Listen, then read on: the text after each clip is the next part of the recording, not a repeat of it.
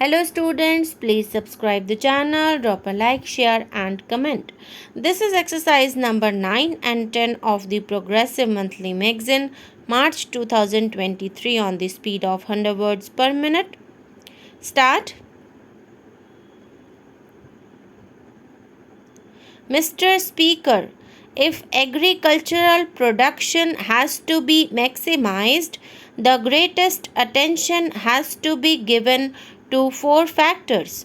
First, seeds should be of the right quality fertilizers and high yielding varieties of seeds. Then, improved pesticides and water. As regards these 4 factors, it is interesting to see that government or the ministry does not appear to have paid any attention to certain malpractices that have crept into these matters. Take, for instance, seeds. There is no mention at all of the fact that a large percentages of these so-called improved or high-yielding varieties of seeds are adulterated. What steps has government taken in this regard? Is it not of vital importance that seeds should be pure and unadulterated? Their effect on production is very great. Therefore, from this point alone, all possible steps should be taken to prevent adulteration. The farmer suffers because he spends money on costly seeds in order that he may get the best possible yield, but finds that the seeds are adulterated. Why has not government taken up this question in its own hands? Every state government interferes in this matter.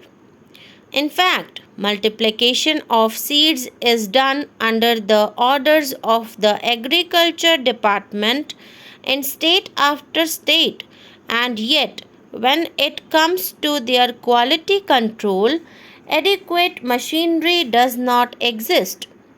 Then you come to the question of fertilizers. Again, these are of vital importance. What has happened?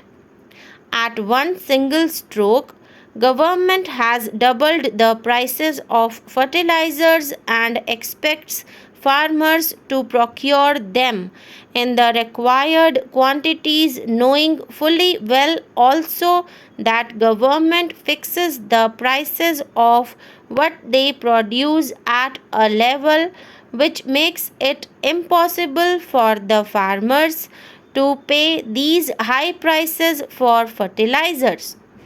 The previous speaker referred to the Agricultural Prices Commission.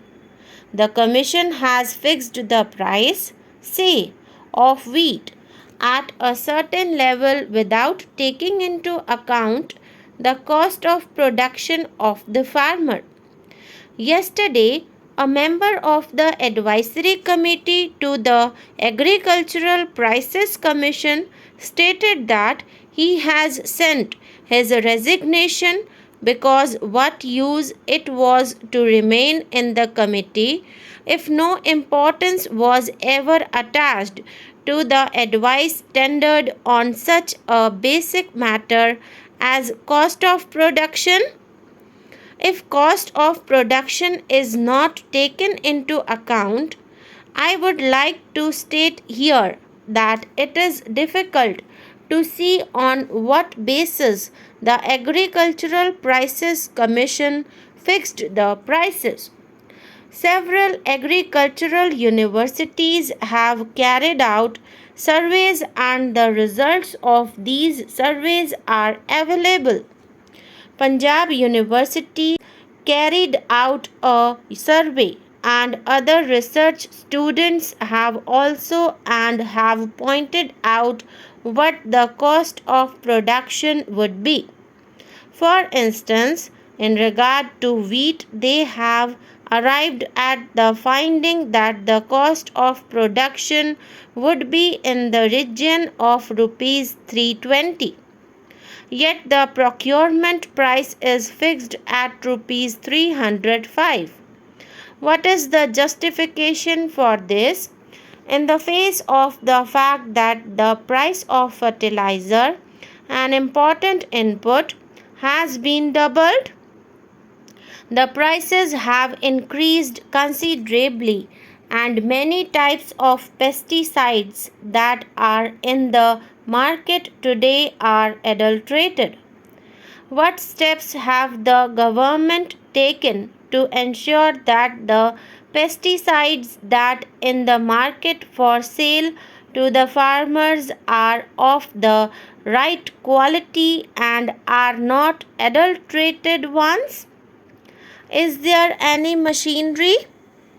In regard to drugs, at least in name, there is a drug controller in every state to see that the drugs sold are not adulterated. In regard to pesticides, have not you set up any machinery to ensure that the pesticides are not adulterated? Last but not the least important factor for maximization of agricultural production is water. They say they have programs for increasing irrigation facilities.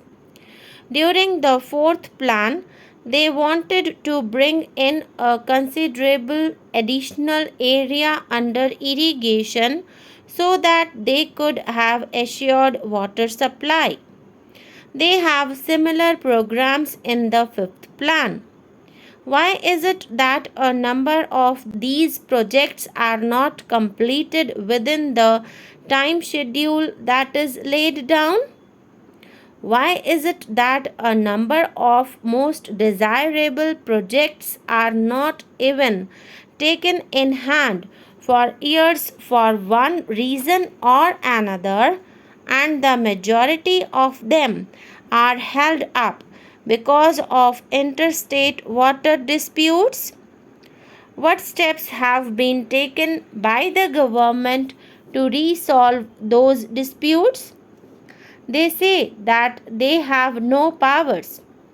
What is the good of their saying? So, when the ruling party is today in a position to pass any legislation that it desires, even to amend the constitution as often as it likes, and yet does not take steps to settle these issues, which would result in self sufficiency in food grains and also in respect of many vital cash crops needed for important industries. Why is it that we are unable to take any steps to settle these disputes and allow them to continue with no end in sight? A little while ago, I think, a statement was placed on the table of the House saying that there were 157 projects outstanding in the scheme.